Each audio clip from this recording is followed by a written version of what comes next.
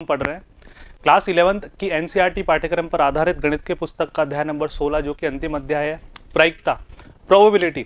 बच्चों प्रोबेबिलिटी के बारे में आपने 10वीं क्लास में बेसिक कॉन्सेप्ट पढ़े होंगे। बच्चों दैनिक जीवन में पूरी ज्योतिष शास्त्र, पूरी ज्योतिष विद्या किस पर टिकी हुई है बच्चों? प्रायिकता पर। यानी कि सारी संभावनाएं बच्चों किस चैप्टर से निकाली जाती है? गणित के किस ब्रांच, किस शाखा से निकाली जाती है? प्रायिकता से निकाली जाती है। इसकी कुछ बेसिक बातें मैं तुम्हें बताता हूं बच्चों। कुछ बेसिक बातें आपने 10th क्लास में पढ़ी थी, एक बार मैं रिवाइज करवाता हूं बच्चों, ध्यान से देखना।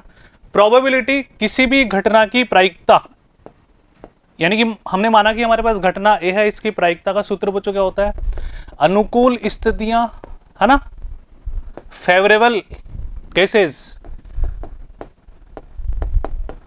कुल अनुकूल स्थितियां निकालेंगे और नीचे बच्चों हमारे पास क्या आता है? टोटल आउटकम्स, निशेष स्थितियां, निशेष स्थितियां, है ना। यानी कि हम बोले तो कुल स्थितियां भी तुम बोल सकते हो। किसी भी घटना की प्रायिकता या तो 0 होती है, या 0 से बड़ी होती है, या 1 होती है, या 1 से छोटी होती है। यदि डेफिनेट इवेंट है, यदि निश्चित घटना है, तो एक घटना निश्चित नहीं है बिल्कुल भी, तो आंसर आएगा 0, और हमेशा आंसर बच्चों 0 और 1 के बिटवीन आता है। इस तरह से हमारा चलता है, ठीक है। किसी भी घटना के होने की प्रायिकता और ना होने की प्रायिकता, दोनों का सम, दोनों का योगफल बालकों कितना होता है? 1 होता है, ठीक है।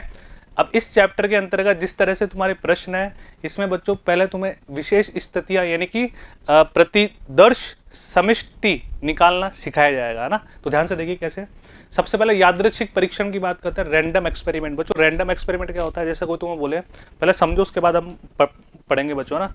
जैसे एक थैले में 4 नीली गेंदें हैं, 5 लाल गेंदें हैं, 7 सफेद गेंदें हैं। कोई बोले कोई भी 2 गेंद निकाल लो, तो कोई भी 2 गेंद से मतलब है कि जो हम बिना देखे कोई भी 2 गेंद निकालेंगे, अब वो नीली भी हो सकती है, लाल भी हो सकती है, सफेद भी हो सकती है, दोनों सफेद हो सकती है, दोनों नीली हो सकती है, दोनों लाल हो सकती है, एक लाल एक नीली हो सकती है, एक नीली एक सफेद हो सकती है, एक लाल और एक सफेद हो सकती है।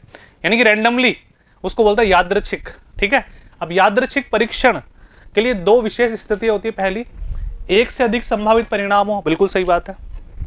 परीक्षण के पूर्व होने से पहले परिणाम बताना संभव ना हो। भाई मैंने बोला 2 गेंदे आप निकालो थैले में से, तो पूरा परीक्षण कंप्लीट होने से पहले मैं थोड़ी बता सकता हूं कि मैंने कौन सी गेंदे निकाली।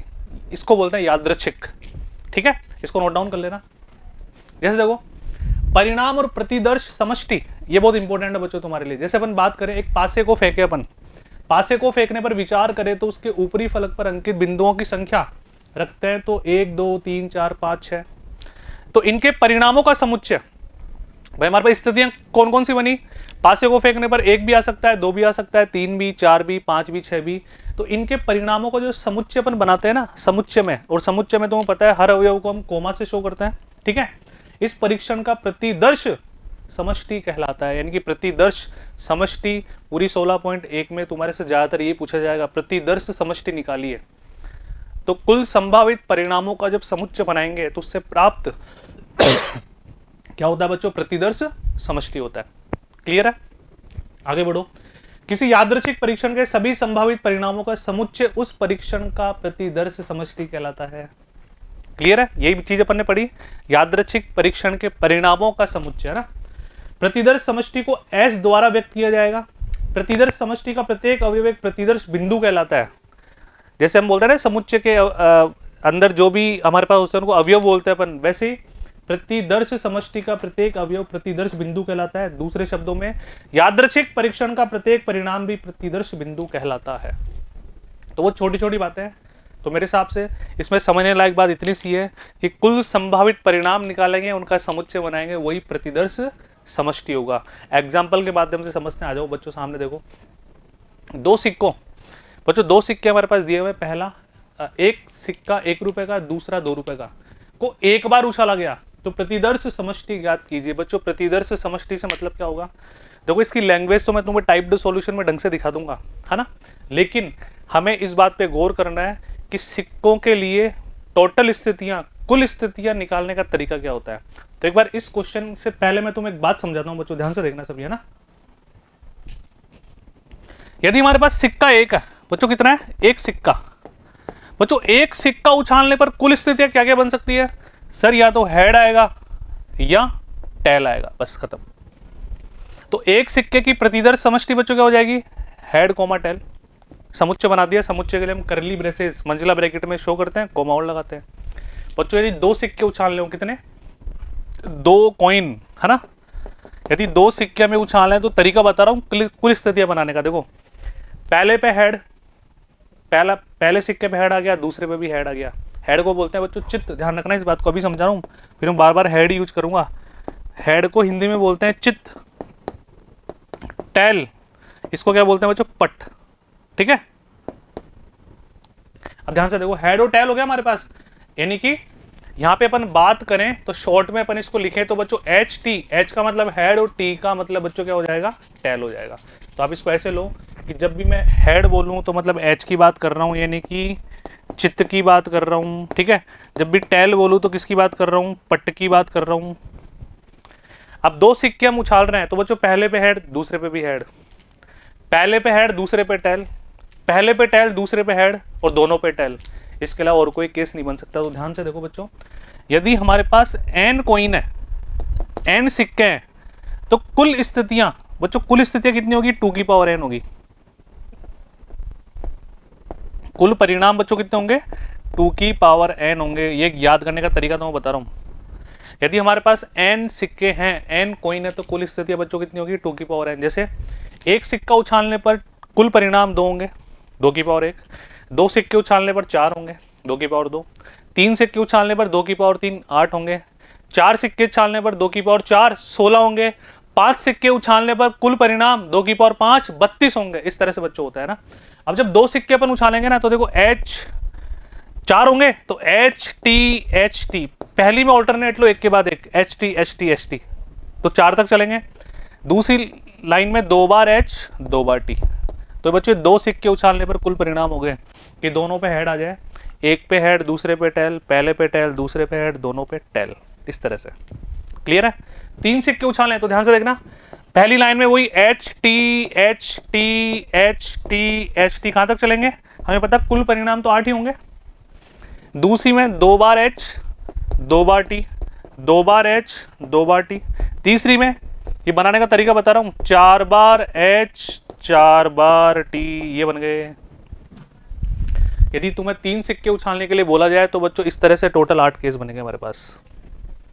पहली में ऑल्टरनेट, एक के बाद एक H T, दूसरे में 2 बार H 2 बार T 2 बार H 2 बार T, तीसरी में 4 बार H 4 बार T। अब ऐसे 4 सिक्के उछालने के लिए बोले बच्चों तो 16 बनेंगे।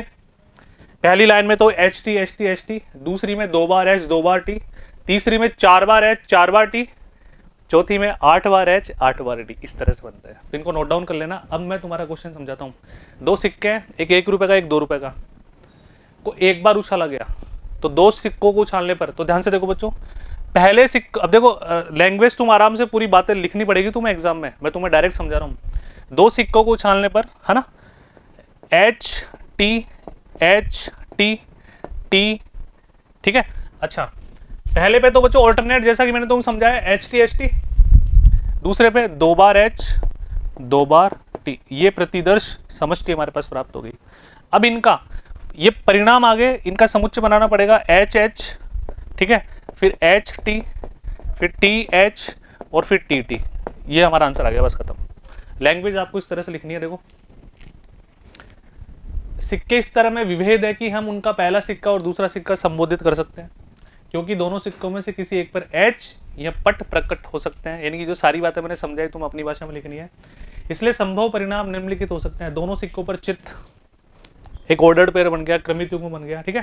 पहले सिक्के पर चित्त और दूसरे पर पट, पहले सिक्के पर पट, दूसरे पर चित्त, दोनों सिक्कों पर टेल। तो इस तरह से बच्चों हमारे पास क्या बन गए, प्रतिदर्श समष्टि। क्लियर है क्या? इस तरह से रिप्रेजेंट करना पड़ेगा। समझा मैंने दिया, और मेन बात समझने की होती है बच्चों। प्रायिकता अगर समझ में आ गई तो लैंग्वेज अपने आप लिख लोगे। क्लियर है? समझना एक एक बात को, ओरिएंटेशन डेवलप करना, मजा आता है प्रोबेबिलिटी करने में। मतलब जेई में सबसे ज़्यादा क्वेश्चन और बेहतरीन क्वेश्चन जहाँ से कंपटीशन खत्म हो जाता है, यही एक टॉपिक है। और कैलकुलस वगैरह तो हायर मैथ्स वाले बच्चों को आएगी। अब आओ बच्चों ना, ये हटा दो। उदाहरण नंबर 2, पासों के जोड़े। बच्चों टिप्पणी नोट डाउन कर लेना। परीक्षण के परिणाम एस टी क्रमित युग्म में सरलता के लिए क्रमित युग्म में स्थित अर्धविराम को छोड़ दिया जाता है। छोड़ो इसको तो ना। पासों के जोड़े, दूसरा उदाहरण जिसमें एक लाल रंग का और एक दूसरा नीले रंग का, यानी कि हमारे पास 2 डाइस है बच्चों। बच्चों डाइस को उछालने पर टोटल केस 6 बनते हैं, एक डाइस को उछालने पर, ठीक है। एक बार फेंकने का परीक्षण का प्रतिदर्श समष्टि ज्ञात कीजिए, प्रतिदर्श समष्टि के अवयवों की संख्या भी ज्ञात कीजिए। तो बच्चों ध्यान से देखो, जैसे मैंने तुम्हें सिक्कों का बताया कि n सिक्के होंगे तो 2 की पावर n कुल परिणाम होंगे, वैसे ही n डाइस होंगे, n पासे होंगे तो 6 की पावर n कुल परिणाम होंगे, यानी कि एक डाइस एक पासे को उछालने पर 6 की पावर 1 6 कुल स्थितियां कुल परिणाम बनते हैं। भाई 1 भी आ सकता है, 2 भी, 3 भी, 4 भी, 5 भी, 6 भी। 2 पासे उछालने पर बच्चों 6 का स्क्वायर 36 कुल परिणाम बनेंगे, यानी इस क्वेश्चन का दूसरा आंसर 36 आ गया। 3 उछालने पर 6 की पावर 3 216 बनेंगे, 4 उछालने पर 6 की पावर 4 बनेंगे। इस तरह से हम करते जाते हैं ना। तो बच्चों ध्यान से देखो, पहले डाइस को उछाला, देखो ध्यान से मैं तरीका बताता हूँ। 1 2 3 4 5 6, ये हमारे पास डाइस हो गया बच्चों लाल रंग वाला, ठीक है। अच्छा दूसरा डाइस किस रंग का बच्चों? नीले रंग का। रंग से तो क्या ही फर्क पड़ता है, 1 2 3 4 5 और 6, ठीक है। एक काम करते हैं, इसको लाल रंग का ही ले लूँ क्या? आ जाओ बच्चों, कोई बात नहीं, इसको लाल रंग का ले लेते हैं ना, चिंता मत करो तुम, लाल रंग भी अपने पास, डोंट वरी, है ना। ये लो, 1 2 3 4 5 और 6। अब ध्यान से देखना सभी। अब बच्चों केस क्या क्या हो सकते हैं? मान लो पहले डाइस को तुमने उछाला, ध्यान से देखो बच्चों ना, तो पहले पे 1 और दूसरे पे 1, पहले पे 1 दूसरे पे 2, पहले पे 1 दूसरे पे 3, पहले पे 1 दूसरे पे 4, पहले पे 1 5 6 बन गए। ऐसे अब 2 की बारी, 2 से 1 2 3 4 5 6, फिर 3 की बारी, फिर 4 की बारी, तो 6 36 अवयव बन गए। इनके ऑर्डर्ड पेयर क्रमित युग्म तुम आराम से बना लोगे बच्चों। देखो अब मैं इसमें तुम्हें बताता हूँ ना, ये हमारे पास ऑर्डर्ड पेयर हो जाएंगे। इस तरह से समुच्चय को तुम शो करोगे। x का मतलब नीले पासे पर प्रकट संख्या, y से मतलब लाल पासे पर प्रकट संख्या। अब ध्यान से देखो, इधर आओ, टोटल अवयव 36 हो जाएंगे। 1 1 2 1 2 1 3 1 4 1 5 1 6, फिर 2 की बारी, 2 1 2 2 2 3 2 4 2 5 2 6, फिर 3 की बारी, फिर 4 की बारी, फिर 5 की बारी और फिर 6 की बारी। तो टोटल बच्चों हमारे पास 36 हो जाएंगे। काउंट कर लेते हैं, देखो 3 और 3 6 और 3 9, 9 चौक 36। इस तरह से इनको क्रमित युग्म में तुम प्रकट कर देना। बहुत आसान है क्या? जो समझाने वाली बात ही समझा दी ना। पहले डाइस पर 1 आ जाए, दूसरे पर 1, पहले पे 1 दूसरे पे 2 3 4 5 6, तो 1 से बाकी 6 का बनाया, 6 हो गए। फिर 2 से बाकी 6 का, 3 से बाकी 6 का, 4 से बाकी 6 का, 5 से बाकी 6 का, 6 से बाकी 6 का, 6 36। क्लियर? आगे बढ़े। नेक्स्ट, वही प्रतिदर्श समष्टि का उल्लेख करना है। पहला, एक बालक की जेब में एक रुपए, एक 2 रुपए और एक 5 रुपए के सिक्के हैं, यानी कि उसका 3 सिक्के में जो 1 रुपए का, 2 रुपए का और 5 रुपए का, वह अपनी जेब से एक के बाद एक 2 सिक्के निकालता है, यानी कि एक बार में 2 सिक्के निकाल लेता है वो, ठीक है। तो पहला, इसके लिए प्रतिदर्श बच्चों एक काम करो, 1 रुपए को P मान लो, 2 रुपए को Q मान लो और 5 रुपए को R मान लो, ठीक है। तो ध्यान से देखना, एक के बाद एक निकालता है, तो टोटल केस क्या क्या बन सकते हैं? PQ, है ना, PR। भाई 3 तरह के सिक्के हैं उसके पास, PQR, एक के बाद एक निकालता है। माना कि पहले उसने 1 रुपए का निकाला, फिर उसके बाद 2 रुपए का निकाल लिया। माना कि 1 रुपए का निकाला, उसके साथ 5 रुपए का निकाल लिया, ये केस बन सकता है। फिर ध्यान से देखो, फिर उसने 2 रुपए का निकाला, उसके साथ 1 रुपए का निकाला, ठीक है बच्चों। फिर 2 रुपए का निकाला, फिर 5 रुपए का निकाला। अब R की बारी, R के साथ P और R के साथ Q, ये लो, मतलब सारे केस बना दिए। P के साथ भी 2, Q के साथ भी 2, R के साथ भी 2। तो इस तरह से ये हमारा पहले क्वेश्चन का आंसर आ गया। जो मैच कर लेते हैं बच्चों, इसने क्या किया, 1 रुपए के सिक्के को Q मान लिया, 2 रुपए को H मान लिया, 5 रुपए को R मान लिया। तो बात तो वही है, पहले Q से H, QH QR, QH QR, फिर HQ HR, फिर RH और RQ। अपन ने PQR मान लिया, तुम ABC मान लो, क्या फर्क पड़ता है? ABC मानोगे तो ABAC, BABC, CACB। बात तो समझ में आ रही है ना? एक के बाद एक निकाल रहा है, तो ये पॉसिबल केसेस हमारे पास हो सकते थे, है ना। दूसरा क्वेश्चन क्या कह रहा है? पर ये लैंग्वेज लिखनी पड़ेगी, पूरी समझाना पड़ेगा। मतलब बच्चों प्रायिकता में क्या होता है, बस समझ में आना चाहिए क्वेश्चन, मतलब दिमाग बिल्कुल खुला रखना पड़ेगा और एक एक बात को तुम्हें एग्जामिनर को अपनी भाषा में समझानी पड़ेगी कि साहब इसका रीजन ये है, जो मैं तुम्हें बोल के समझा रहा हूँ तुम अपनी भाषा में लिखना है ना। एक व्यक्ति किसी व्यस्त राजमार्ग पर एक वर्ष में होने वाली दुर्घटनाओं की संख्या लिखता है। तो बच्चों किसी बिजी हाईवे पर दुर्घटना एक वर्ष में हो सकता है एक भी ना हो सकता है भाई एक भी ना हो, एक हो, दो हो, तीन हो, कितनी भी हो सकती है। ये लो, ये बन गया इसका प्रतिदर्श समष्टि। बहुत आसान क्वेश्चन है, कोई फिक्स थोड़ी है, हमें क्या पता कितनी हो सकती है ना। तो यहाँ पे देखो व्यस्त राजमार्ग पर दुर्घटनाओं की संख्या 0 एक भी ना हो, या एक हो या दो हो, तो हमने 0 भी ले लिया, एक भी ले लिया, दो भी ले लिया, डॉट डॉट डॉट, बस ये इसका आंसर हो जाएगा। तो मेरे हिसाब से समझ में आ रहा है ना बच्चों, बहुत आसान है ना। बढ़ेगा थोड़ा सा और आगे। नेक्स्ट, एक सिक्का उछाला जाता है, उस पर चित्त प्रकट हो, यानी कि टी, चित्त का मतलब बच्चों क्या होता है टी। तो हम एक थैली, इसमें 3 नीली और 4 सफेद गेंदें हैं, तो पहले इनको अंकित कर लेते हैं बच्चों ना। नीली मतलब ब्लू, तो B1 B2 B3, ये 3 नीली गेंदें हो गई। 4 सफेद W1 W2 W3 W4, ये लीजिए, ठीक है।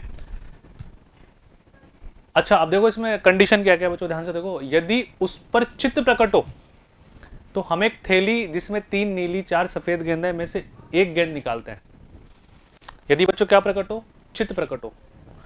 H प्रकट हो तो नहीं है, T प्रकट हो तो हमें ये साथ के साथ निकालनी पड़ेगी ना। अच्छा यदि सिक्के पर, सॉरी बच्चों चित्त का मतलब H, चित्त से तात्पर्य बच्चों क्या होगा H, इसको सही कर लेना। पट का मतलब बच्चों क्या होता है T, ये हिंदी इंग्लिश में और कंफ्यूजन होता है ना। हेड टेल से ज्यादा फेमिलियर होता है, पर कोई बात नहीं, चिंता मत करो तुम, है ना। यदि सिक्के पर पट प्रकट होता है, टी प्रकट होता है, तो हम एक पासा फेंकते हैं और इस परीक्षण के प्रतिदर्श समष्टि का वर्णन कीजिए। मैं तुम्हें रफली पहले समझाता हूँ क्या बोलना चाह रहा है। यदि उस पर चित्त प्रकट होता है, जैसे मान लो H आ गया, अब H आ रहा है ना, तो वो क्या बोल रहा है कि एक एक गेंद निकालते हैं, सब में से एक गेंद निकालते हैं थैले में से, जिसमें 3 नीली 4 सफेद। अब हमें नहीं पता वो एक गेंद कौन सी होगी, हमें क्या पता। तो केस क्या क्या हो सकते हैं, यदि H आया तो B1 हो सकता है, ठीक है। H आया तो बच्चों B2, H आया तो B3, बोलो हाँ या ना।